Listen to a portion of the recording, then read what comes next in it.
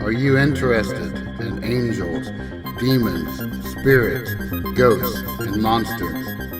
Are you curious about their origins, tales, and influence upon history and on the present day?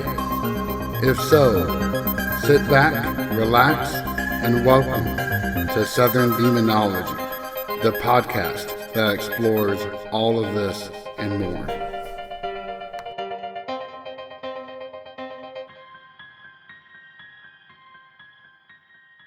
Welcome to Southern Demonology, the wonderful month of Spooktober, and our very first episode that commemorates this month. As always, I'm your host, JJ. And boy, do I have something special lined up for this episode. Recently, I finished porting over all of my past episodes to YouTube. And as part of that effort, I created specialty playlists that covered broad topics. While the website has keywords that allow you to filter down to specific topics, I didn't have anything for generalized broad issues such as demonology, ghosts, or horror that are covered on this podcast. And that was useful even for myself, as I identified more than a few items that I really haven't discussed on this channel before. So today I am correcting one of those things, as we're going to dive deep into the world of Yurei, or Japanese ghosts. Now, I have discussed my time in Japan previously, gone over the one experience I've had there that still chills me to my core. And if you haven't listened to that particular episode, then I encourage you to check out episode 2. Further, I have gone over Japanese horror and curses, and though I have mentioned ghosts in passing, I've neglected to really go into detail about them or monsters from the land of the rising sun. Largely speaking, there are two categories of otherworldly entities: Yurei and yokai. And while the lines can definitely be blurred between the two of them, they do stand as distinct categories: ghosts and monsters. And yet that's far too much information to cover if we try to go over both of those very broad things. So we're going to hone into the former here, and hopefully keep you coming back for more to hear a future discussion about yokai. Now, most horror fans are aware of Yurei through such movies as Ringu with Yamamura Sadako or Ju-on with Saeki Kayako. There's even that disastrous crossover movie that featured the two battling out, very much like Freddy versus Jason. As Zach Davison wrote in his book Yurei, the Japanese Ghost, highly recommended if you haven't read it. It's strange that Yurei films have become so popular in the West, considering how few people actually realize the significance of what they're watching. The white-faced ghost girl is interesting, yes, and scary, definitely, but what is she?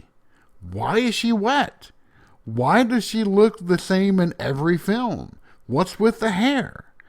If you understand what you're seeing, then the story becomes deeper and more enjoyable. Unquote.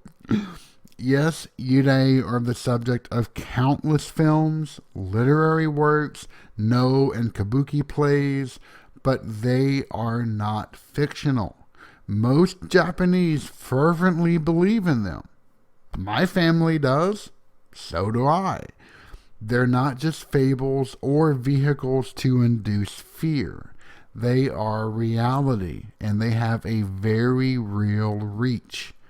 In many ways, the dead are much more powerful than the living.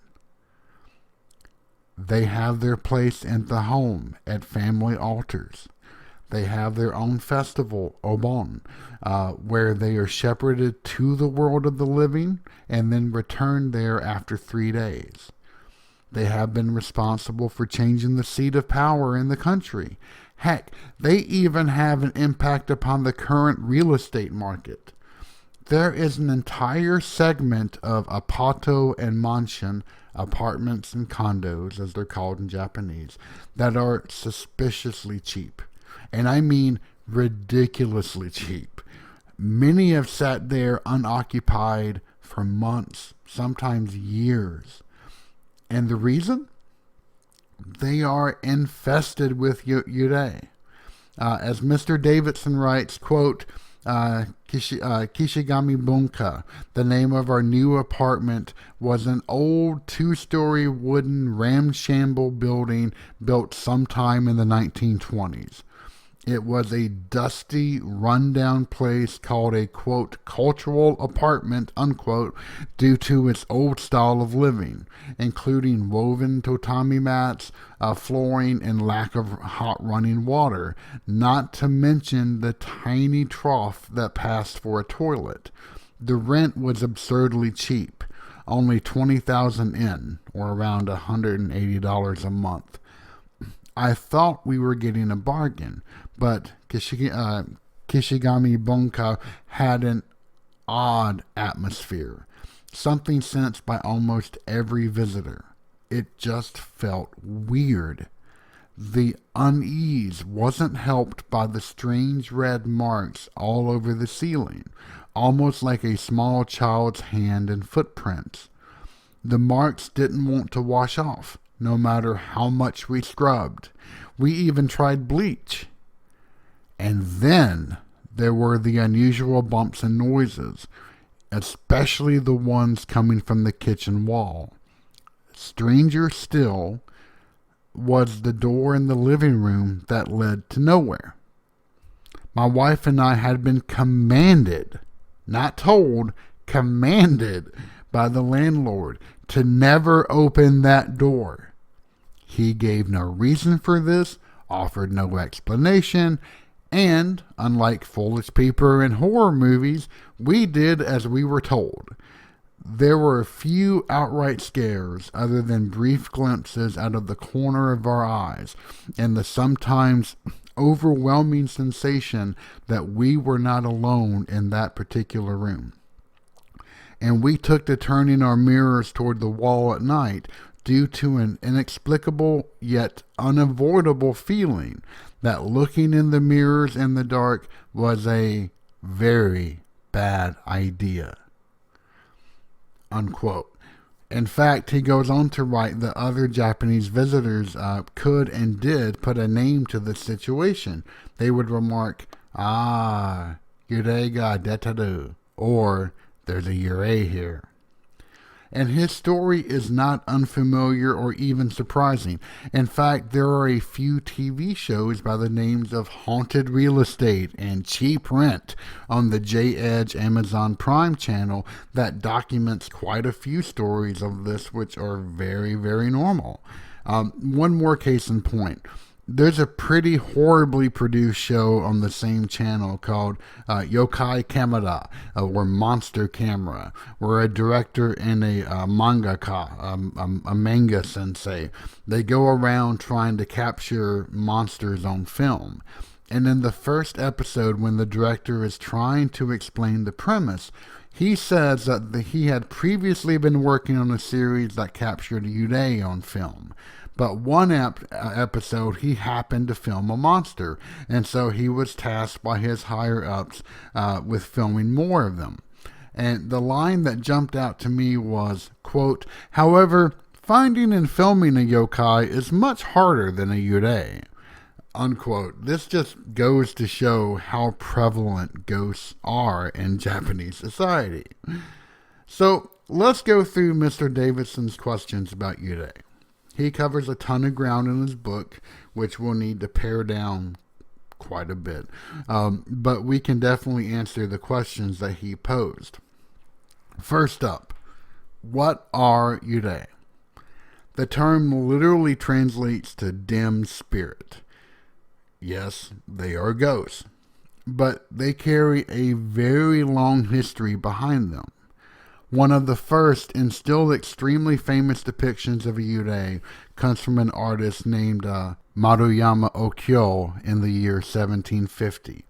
He was a young man who had loved his mistress, a geisha at the Tominaga Geisha House in Otsu City by the name of Oki. Unfortunately, she had died young, though the circumstances of her passing were not recorded. Yet she would be immortalized. One fitful night, Okyo awakened and saw his love, but the vision wasn't a peaceful one. Quote, unnaturally drained of color, her bloodless skin peeked from her loose, bone-white burial kimono. Her bleached appearance was contrasted only by the thin slits of her black eyes and by the long black hair that hung disheveled across her shoulders. She had no feet, unquote. And while she gazed at him for a moment, she then quickly disappeared. The artist grabbed his brushes and a roll of silk and then painted the very first Yurei, or ghost portrait. In fact, this Yurei became his most famous painting. And if you've seen any J-horror that depicts Yurei, then this imagery is quite familiar. Oki became a template that has imprinted itself upon the Japanese psyche, and the three great Yurei tales from the Edo period, Oiwa, Otsuyu, and Okiku, also known as the San Orie, further cemented Yurei in Japan. Oiwa's tale, part real-world mystery and part ripped from the headlines real-world murders, were first told in 1825 in a kabuki play, and it's not a pretty one. In fact, that kind of fits Oiwa, as she was reputed to not be very pretty either. Historical feminine names were often preceded by the honorific O sound, which usually enhanced their elegance. For example, Oyuki means snow. Okiku means chrysanthemum flower. Oiwa's name wasn't quite as helped along, as it essentially means the rock. Oi was married to a ronin named Iemon. In the play, Iemon wasn't happy with Oiwa. In fact, he had a mistress whom he wanted to marry instead. So, in order to dispose of his current wife, he poisoned her. However, the dose wasn't strong enough, and it paralyzed the left side of her face. In fact, in many depictions, it's not just paralyzed like a stroke victim, it rather looks like her face is made of dripping wax. More, when she goes to brush her hair for the first time after her transformation, half of it falls out. This in particular is rather horrifying because, as the Japanese proverb goes, kami wa onna no inochi, or a woman's hair is her life. Yet, Aemon, for all of his bumbling, finally succeeds in killing his poor wife by nailing her body to a board and then dumping it into a fast-flowing river. In this way, Oiwa becomes a Yurei of pure, unadulterated hate and ennui. In many of the stories, she even uses her hair as the weapon to take revenge upon her hapless killer. The second of the great Yurei is Otsuyu, and she is a polar opposite to Oiwa. She's a ghost bound by love itself. Her tale is also much older, having been first told in 1666. I happen to have run across Otsuyu's tale from an old 1960s TV show that depicted the story described in the Botan Doro, or the Peony Lantern. Otsuyu's tale is one of the forbidden, as it involves sex and death. Somehow, Otsuyu met a handsome samurai named Shinsaburo and fell madly in love with him. However, she passes away. In some retellings, she wastes away from the lack of his presence. And that's actually a pretty common theme that you're finding in a lot of not just Japanese horror movies, but in romance novels as well. Regardless, one night she appears at Shinsaburo's dwelling, her way lit by a lantern with the peony on top. And he welcomes her in, excited and exclaiming that he thought that she was dead. Elated, he happily spends the night with her. And yes, that means exactly what you think it does. Yet in the morning, she's gone. A monk friend warns him that his happy news is a fiction and that he just spent the night with a dead body. Even more, if the samurai continues, then he will suffer the same fate. Yet, in the end, Shinsaburo cannot resist, either through trickery or through his own loins. And he is found dead on the third morning, his body intertwined with that of a rotting corpse. The final great Yurei is Okiku, and while her tale is more sad than scary, the concept her story introduces is by and far the scariest idea of Yurei. Like with the other two, there were many variations, but the basic story is largely the same. Okiku is a serving girl from the house Aoyama, and the family she serves is in possession of a set of 10 plates, and yes, dinner plates, believe it or not, that are rarer and much more expensive than mere money. Some say they come from a very far off land. Some say that they were a irreplaceable gift that are incalculable in price.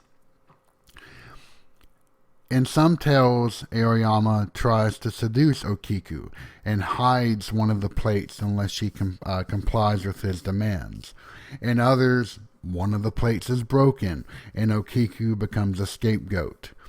Regardless, her fate is sealed, as she is either thrown down or commits suicide by jumping down a well. And on eerie nights, one can hear her counting the plates. 1, 2, 3, hoping to get to 10, but never succeeding. So from the three great Yurei, we've covered a few of the basics, namely the hair and the hatred. But how about the water? Davidson had asked, why is this girl wet? And don't take that in the sexual way, please. Well, Okiku's story does cover the well full of water, obviously, but there is another aspect of death itself, which that spectrum touches. In Japanese, the world of the dead is referred to as Anoyo, while our world is called Konoyo. To those familiar with the language, that will ring a bell, even if you don't know those particular words. English does have kind of a similar concept of describing the placement of something. A thing could be here, there, or over yonder. In Japanese, it's a little bit different. So, for example, the word kono refers to a thing that is near me. Sono refers to a thing that's not far away from me, but is rather near to you. So there is actually kind of being replaced by a different type of space concept. And ano is something that is far away from both you and I. So, the world of the living is near to us, Konoyo, but Anoyo is far away. And typically, the pathway to Anoyo is via water or a river. In fact, during the festival of Obon, the festival of the dead, which celebrates the return of the dead coming back, People advise against swimming of any kind, as the dead just may take you with them. Ooh. But you may be asking yourself why I said that something about Okiku's story is the scariest of them all. And that's because she is a true haunting.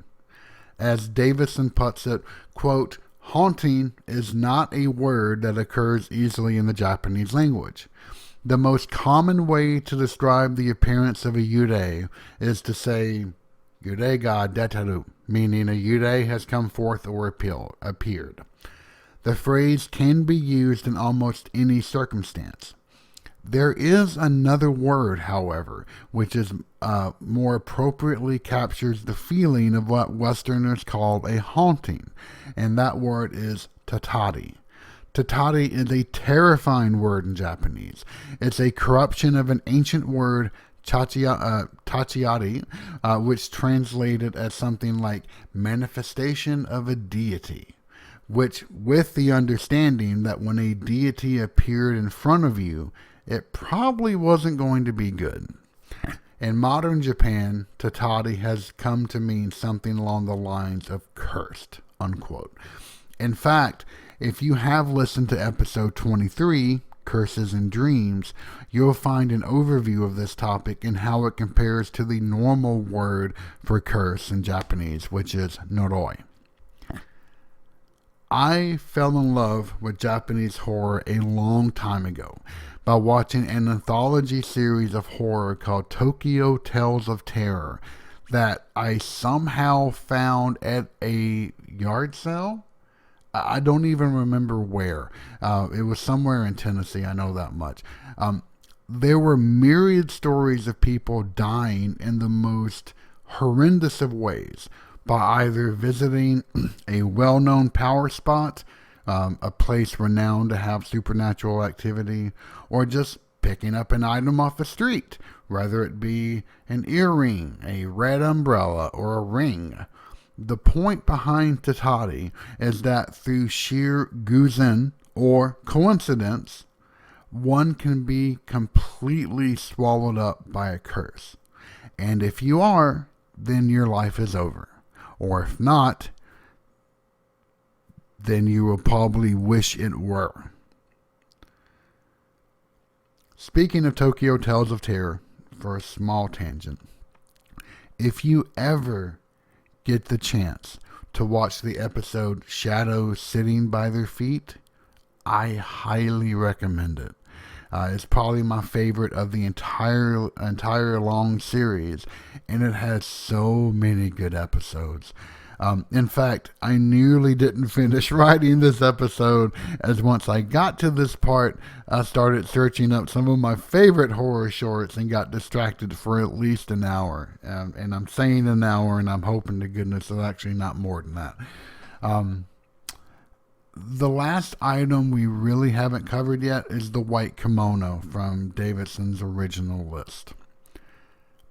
If you ever get the chance to visit a Japanese haunted house or watch an anime or drama that depicts one, then one of the most iconic figures you'll see is a yurei or ghost wearing a white kimono and a headband that has an inverted triangle in the front. Some will argue that while black is the color of death in the West, white is that for the East. But that's not exactly true. White has two particular connotations to it: celebration and, in this particular case, purification. The dead undergo a full purification ritual and are therefore qualified to wear a pure white kimono. The origins of the headband, also called the tenkan, or Heaven's Crown, or just Sankaku no Shiroi Boshi, aka White Triangle Hat. Though the exact origin of this headgear isn't quite known, the two prevailing theories for it is that it's either placed on the head of the dead to signify their newly acquired status, or is a ward to prevent evil spirits or demons from entering the empty body. And there we have it. A brief, or not so brief, look at the history of Yurei. Through the stories of the three great Yurei, have had numerous retellings and variations over the centuries. One of the most amazing things is that the visual representation of the Yurei still holds true to the 1750 Yurei of Oyuki. It's as if our comic depiction of a ghost here in the West, covered in a bed sheet with holes cut out for eyes, is how we come to envision spirits for the next couple of 100 years. As always, thank you very much for joining me on this journey. I've had a ton of fun doing the research for this episode, and of course getting an excuse to read books about Yurei or watch videos about them or delving back into Tokyo Tales of Terror. Always so much fun. It's one of my favorite topics of all time. I really hope that you've liked it too. Join us back again, hopefully next week, where we'll have another fantastic, or at least in my mind, topic that helps to celebrate the upcoming Halloween day. So again, really appreciate it. Hope everyone's staying safe out there, and until next time, take care.